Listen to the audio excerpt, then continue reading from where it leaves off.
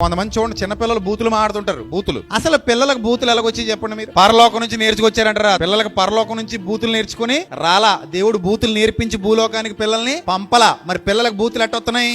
Yes, మన దగ్గర విని మన చుట్టూ గురువులు మన ఇళ్లలోనే ఉంటారు. మామ గురువు, తాత గురువు, అమ్మమ్మ గురువు, నాయనమ్మ గురువు, మేనత్త గురువు, చిన్నమ్మ గురువు, పెద్దమ్మ గురువు, పెదనాన్న గురువు, చిన్నాయన గురువు, నాన్న గురువు, అమ్మ గురువు. ఈ గురువులందరూ మన చుట్టూ ఉన్నారు. వీళ్ళు ఏది మాట్లాడితే అది ఆ పిల్లలు ఏం చేస్తారు? కాపీ